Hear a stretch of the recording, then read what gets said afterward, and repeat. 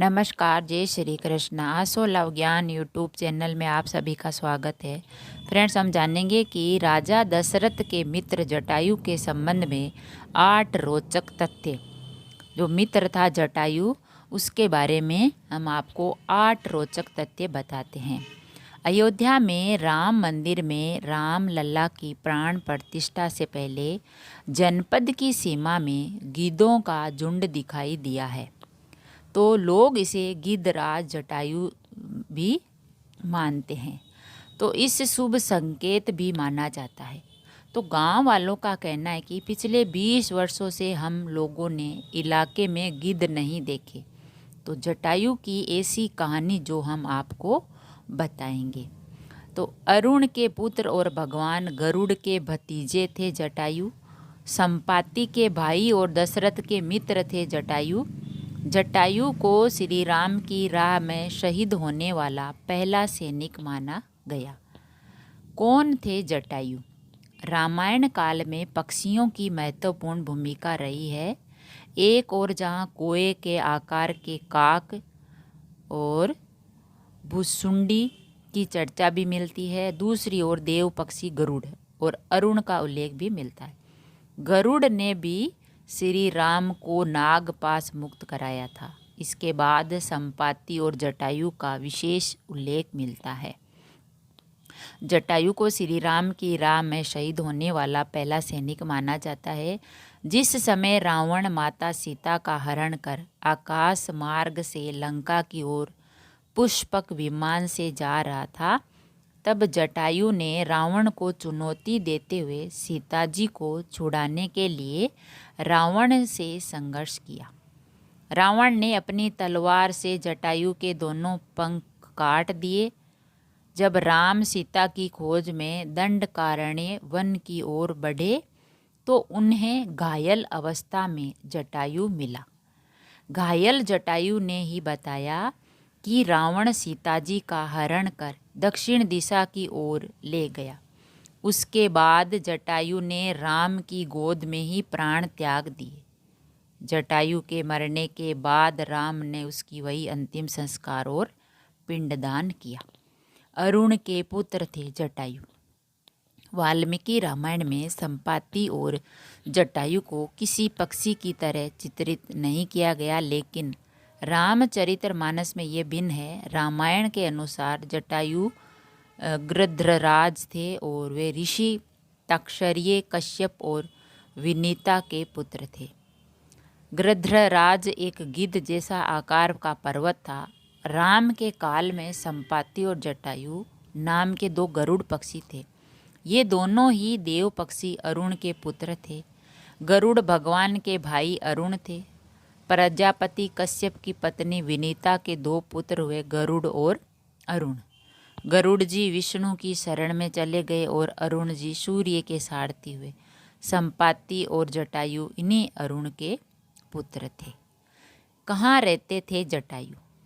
संपाति और जटायु 2 गरुड़ बंधु थे। संपाति बड़ा था और जटायु छोटा। ये दोनों विंध्याचल पर्वत की तलहटी में रहने वाले निशाकर ऋषि की सेवा करते थे और संपूर्ण दंडकारण्य क्षेत्र विचरण करते रहते। एक ऐसा समय था जब महाराष्ट्र, मध्य प्रदेश और छत्तीसगढ़ में गिद्ध और गरुड़ पक्षियों की संख्या अधिक थी, लेकिन अब नहीं। जटायु और संपाति की होड़। बचपन में संपाति और जटायु ने सूर्य मंडल को स्पर्श करने के उद्देश्य से लंबी उड़ान भरी। सूर्य के असम्य तेज से व्याकुल होकर जटायु जलने लगे। तब संपाति ने उन्हें अपने पक्ष ने नीचे सुरक्षित कर लिया, लेकिन सूर्य के निकट पहुंचने पर सूर्य के तप से संपाति के पंख जल गए और समुद्र तट पर गिरकर चेतना शून्य हो गए। चंद्रमा नामक मुनि ने उन पर दया करके उनका उपचार किया और त्रेता में श्री सीता जी की खोज करने वाले वानरों के दर्शन से पुनः उनके पंख जमने का आशीर्वाद दिया। राजा दशरथ के मित्र थे जटायु।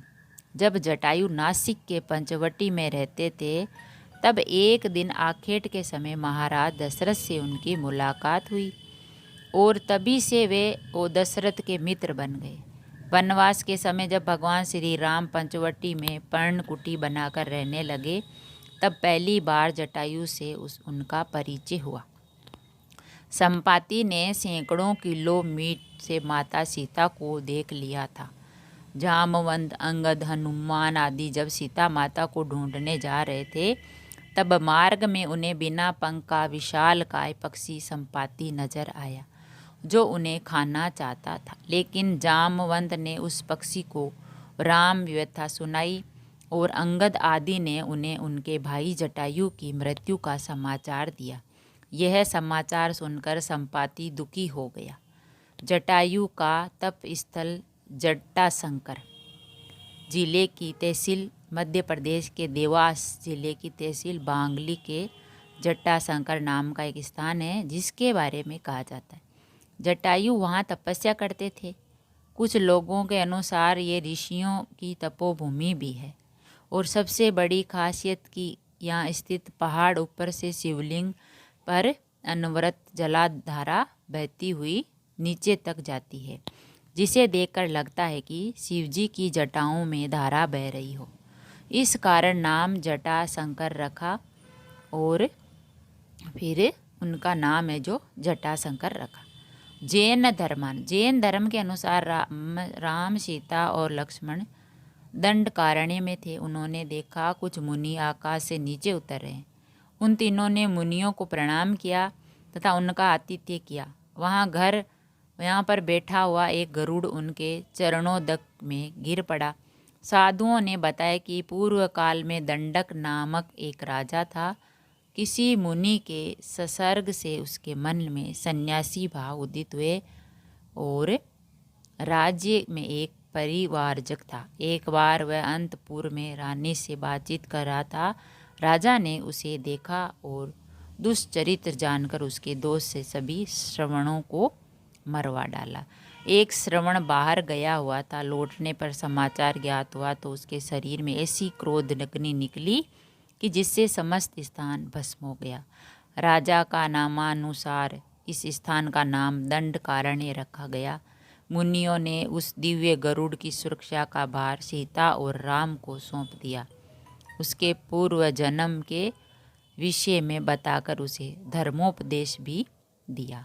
रत्नाभ जटाय हो जाने के कारण वह जटायु नाम से विख्यात हुआ। तो फ्रेंड्स, हमने जाना कि जटायु के बारे में, जो राजा दशरथ का मित्र था जटायु, तो उसके बारे में हमने आपको बताया।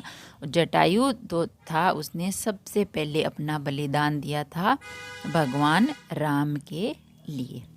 तो फ्रेंड्स, अगर वीडियो अच्छा लगा तो लाइक और शेयर ज़रूर करें। ऐसे ही और वीडियो देखने के लिए, जानने के लिए, सुनने के लिए चैनल को सब्सक्राइब करें। थैंक यू, धन्यवाद।